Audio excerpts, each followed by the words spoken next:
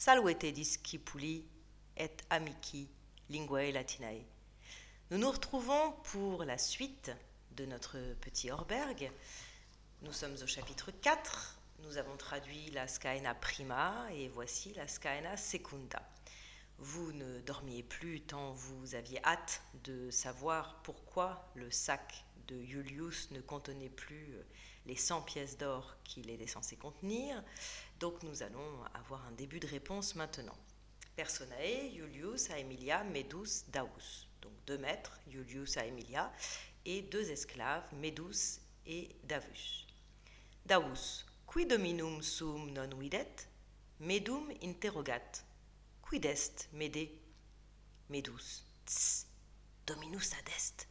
Salutat dominum. Servus dominum salutat. Salve domine. Dominus servum salutat. Salve serve. Davus, quid est domine? Donc voici un petit dialogue initial. Ce ne sont que des révisions. Ce qui va être introduit dans ce chapitre, c'est essentiellement les relatives qu'on va commencer à voir, et on va commencer à voir comment se décline le pronom relatif, qui en français aussi se décline. Et nous allons aussi retravailler un petit peu les possessifs. Davus, qui dominum sum non videt. Qui, c'est le pronom relatif masculin au nominatif. L'antécédent est davus. Il est au nominatif, il est donc sujet du verbe de la subordonnée relative. Donc il est sujet de videt. Davus, qui non videt, ne voit pas, dominum sum, son maître. Medum interrogat, interroge, medum. C'est la désinence de l'accusatif pour les mots de la deuxième déclinaison, donc le mot est COD. Davus interroge Medus. Quid est mede? Qu'y a-t-il, Medus? Donc mede, c'est le vocatif de deuxième déclinaison. Medus, dominus adest. Le maître est présent. Saluta dominum. Salut le maître. Saluta, c'est un impératif, vous vous souvenez, verbe de la première conjugaison, donc le radical étant a. Pour l'impératif à la deuxième personne du singulier, on prend le radical pur. Servus dominum salutat. Servus, salut, dominum, accusatif, deuxième déclinaison, donc COD, salut le maître. Salve domine, salut maître. Donc salve, c'est porte-toi bien. C'était la marque de salutation à Rome. Dominus servum salutat. Donc là, c'est la même phrase que précédemment, mais on intervertit le sujet et le COD. Le maître, salutat, salut, servum, l'esclave. Salve, serve. Salut, esclave. Donc à Rome, vous vous souvenez, il n'y a pas de vouvoiement de politesse comme en français, tout le monde se tutoie. Davus, quid est domine? Qu'y a-t-il, maître? Domine, on l'a déjà vu 2 phrases précédemment, c'est le vocatif de dominus. Iulius, take serve, tais-toi, esclave. Take, c'est l'impératif, takeo est un verbe de la deuxième conjugaison, donc le radical étant e, et on a le radical pur pour l'impératif. Take et audi. Audi, impératif de la quatrième conjugaison, donc la dernière conjugaison dite vocalique, c'est-à-dire que le radical se termine par une voyelle qui fait partie du radical. Donc la première conjugaison étant a, modèle amo, amas, amare. La deuxième étant e, modèle déleo, délès, déléré. La quatrième, donc la troisième conjugaison vocalique étant i, audio, audis, audire. Servus tacet. L'esclave se tait.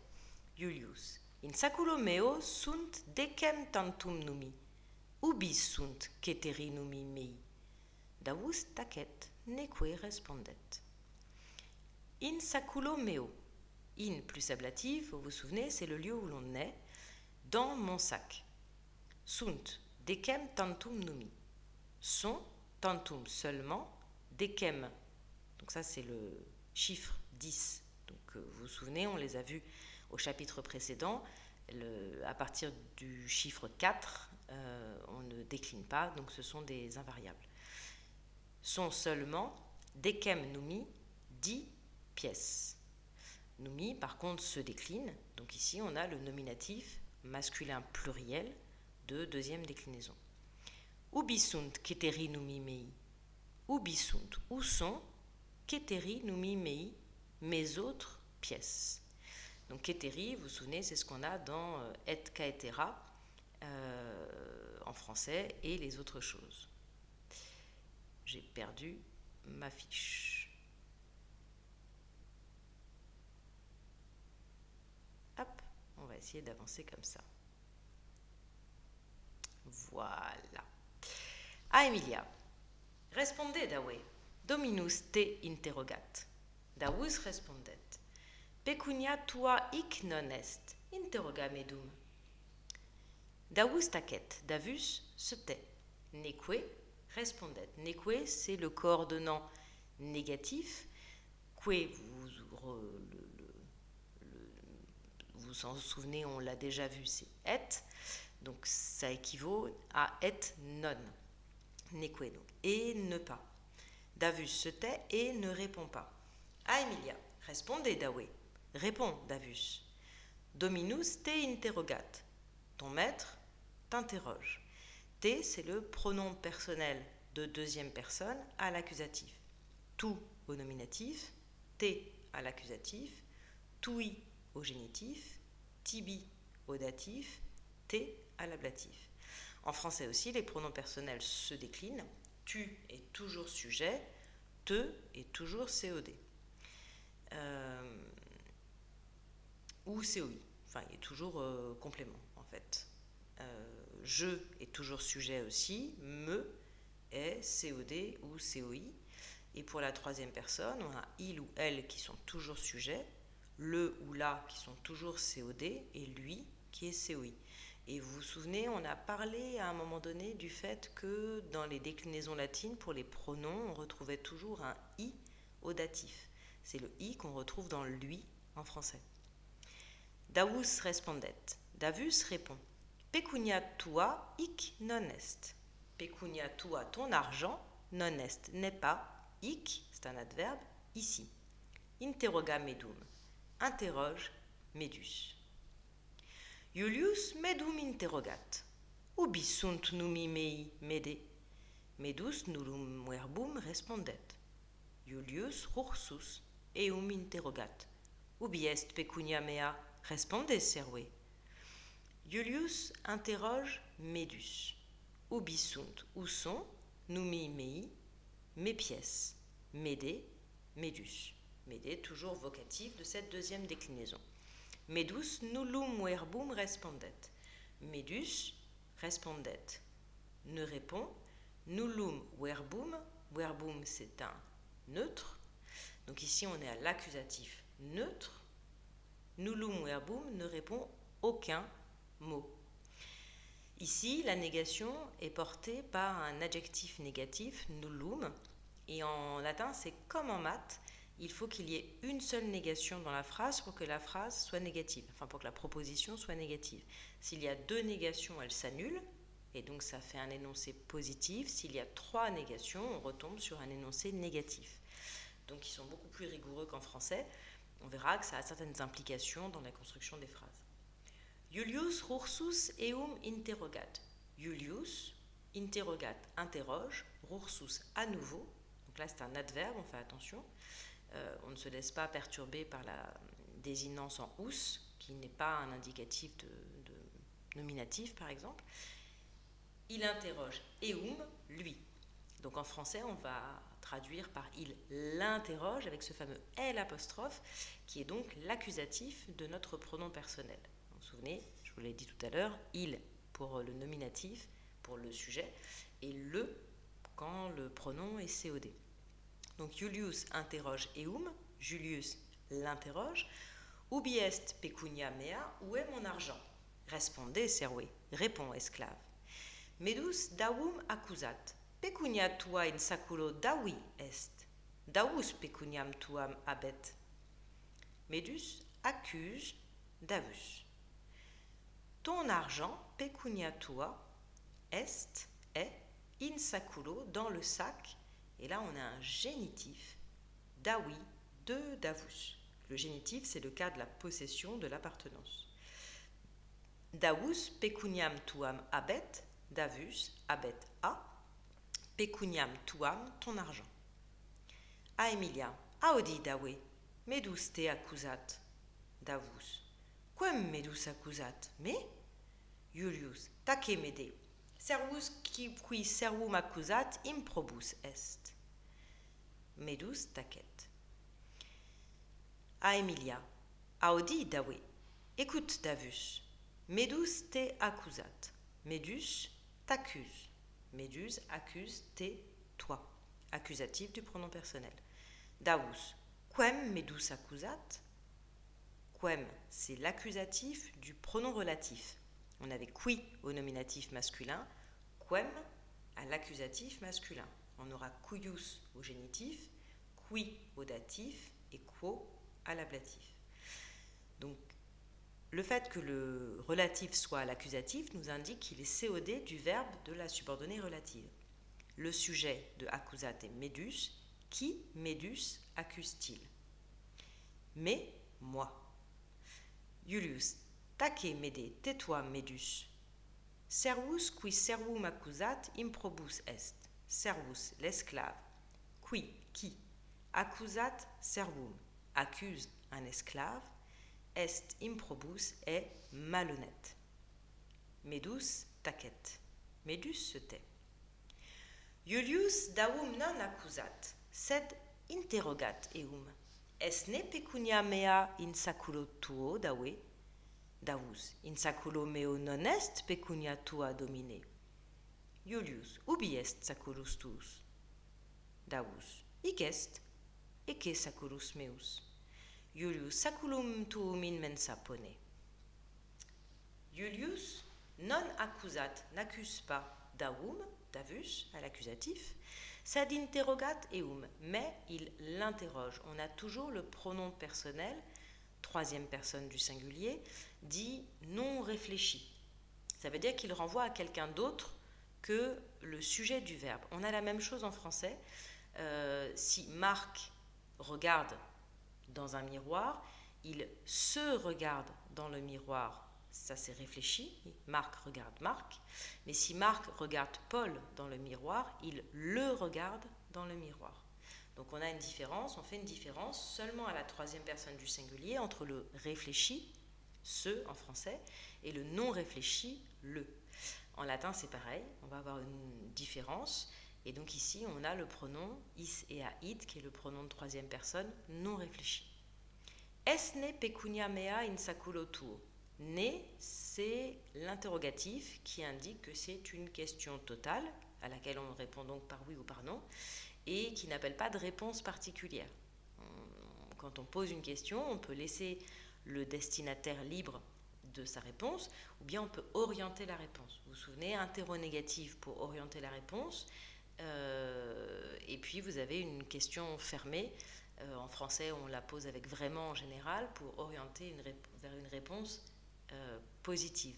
Donc interronégatif pour orienter vers une réponse, pardon, je me trompe. Interronégatif pour orienter vers une réponse positive et interrogation par vraiment, question fermée, pour orienter vers une réponse négative. Exemple, ne veux-tu pas venir au cinéma avec moi? On attend une réponse oui.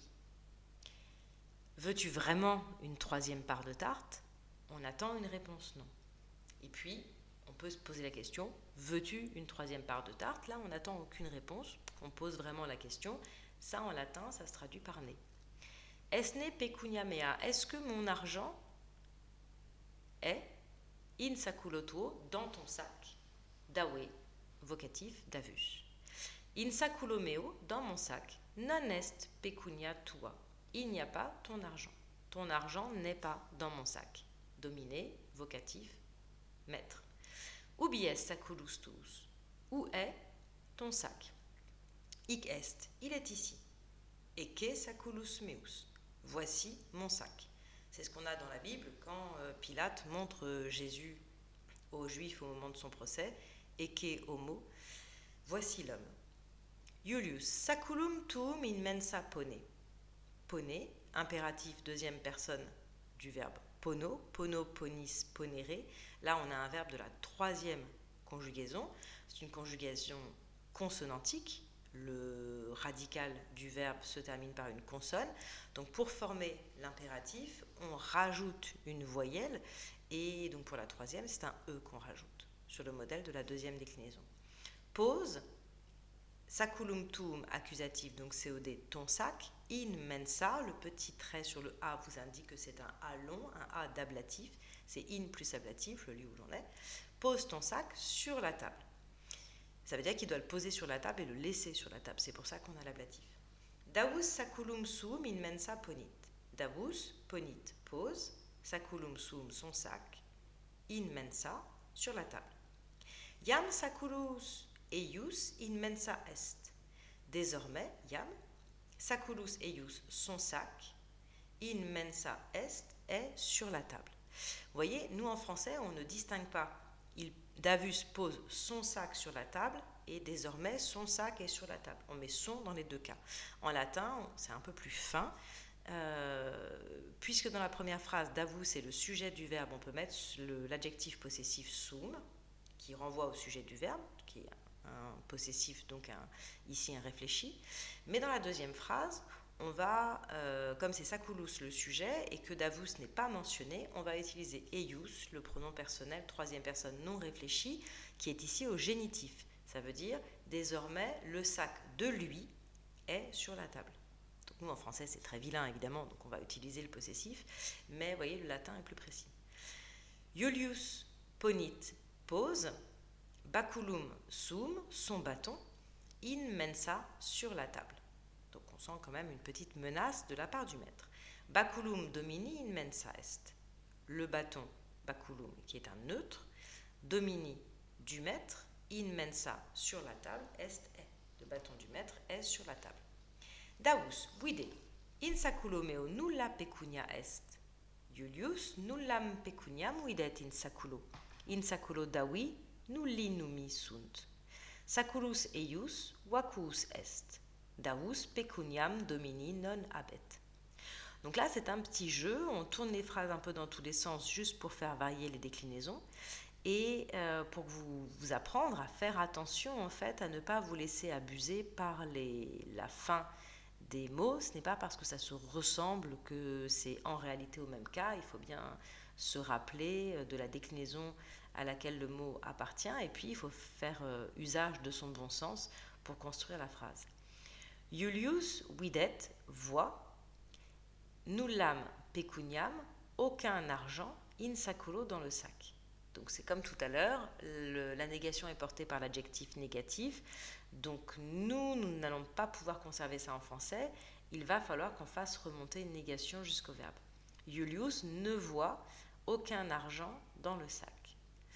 In saculo, dans le sac davi de davus, nulli numi sunt, aucune pièce ne sont. Il n'y a aucune pièce. Nulli numi, c'est du nominatif pluriel, alors que davi, c'est du génitif singulier. Ça se ressemble, mais ce n'est pas le même cas. Saculus eius vacuus est. Là, on fait attention, c'est pareil. Saculus, c'est du nominatif masculin, deuxième déclinaison. Vacuus, c'est un adjectif attribut du sujet, donc il se met au même cas que son sujet, donc au nominatif. C'est donc un accusatif masculin singulier, nominatif masculin singulier. Mais eius qui est au milieu, c'est le génitif du pronom personnel. Donc c'est pareil, ça se termine pareil, mais ce n'est pas le même cas et ce n'est même pas la même déclinaison. Donc le sac eius de lui, vacuus est vide. Ça donne les vacances en français, qui est une période vide. Quand un poste est vacant, c'est qu'il n'est pas occupé, qu'il est vide. Quand une place est vacante, c'est pareil, c'est qu'il est vide. Évacuer, c'est faire le vide aussi. Donc, nous n'allons pas garder le sac de lui, mais on va bien traduire par son sac. Son sac est vide.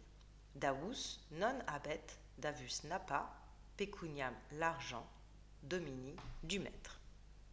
Iulius, davus bonus servus est, pecuniam meam non habet, ecce numus tuus davi. Iulius unum numum ponit in saculo davi. Davus bonus servus est un bon esclave. Davus est le sujet au nominatif et bonus servus est l'attribut du sujet qui se met au même cas, donc qui reste ici au nominatif. Non habet, il n'a pas. Quand on n'en a pas besoin en latin, on n'exprime pas les pronoms personnels.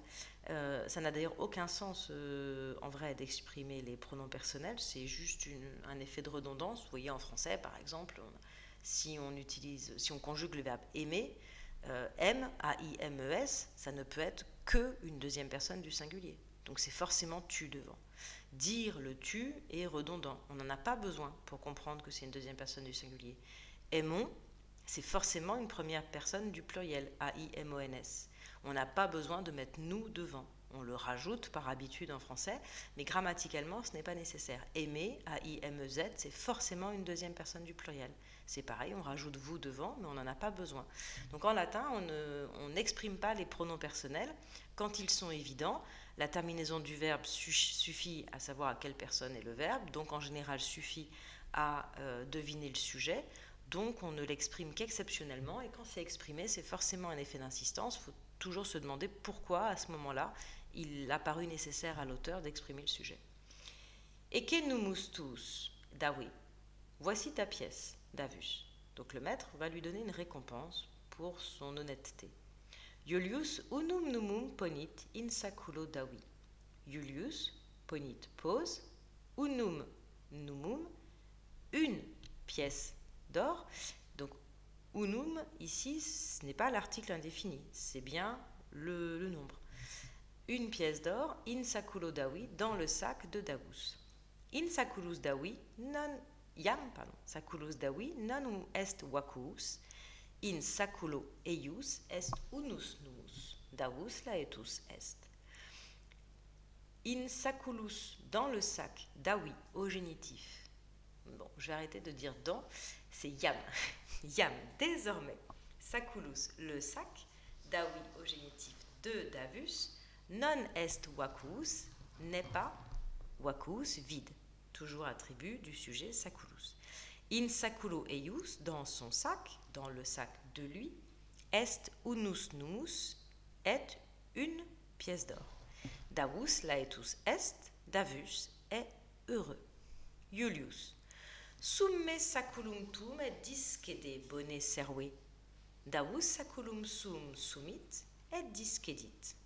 Medus baculum, quod in mensa est, videt. Medus quoque discedit, cur discedit medus? Medus discedit, quia is pecuniam domini in saculo suo habet. Davus et medus absunt. Iulius. Summe saculum tuum. Prends ton sac et discede, et va-t'en. Dispose.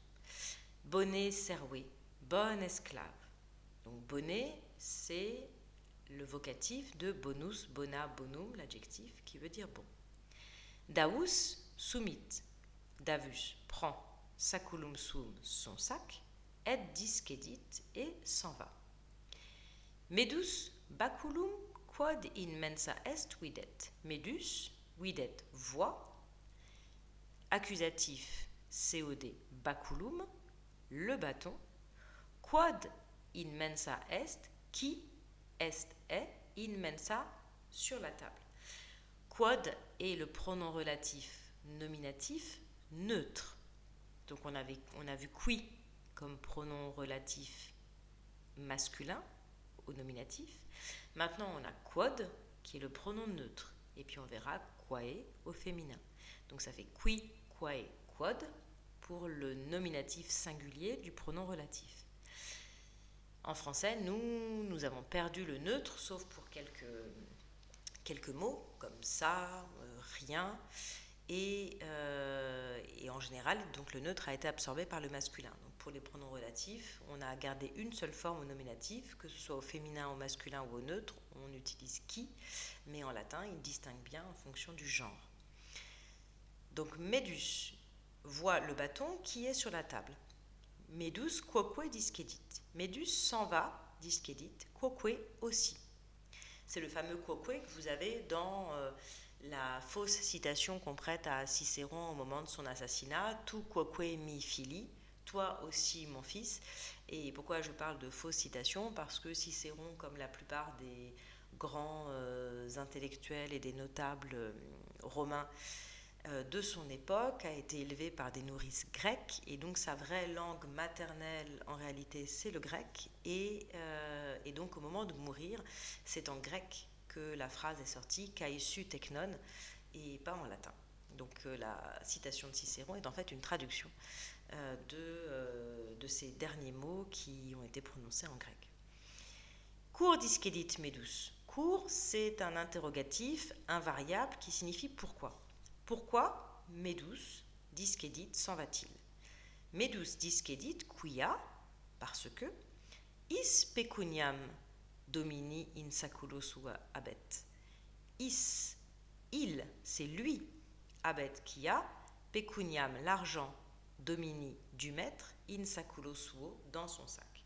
Donc ici, vous avez un nominatif, is, qui est sujet de habet, un accusatif qui est le COD du verbe pecuniam, un génitif qui est complément du nom pecuniam, ça c'est domini, et puis un complément circonstanciel de lieu à l'ablatif. Donc vous avez quand même 4 cas différents dans cette phrase. Donc parce que c'est lui qui a l'argent du maître dans son sac. Medus et Daus et medus absunt. Daus et medus absunt sont maintenant absents. Et voilà, nous aurons la suite la prochaine fois.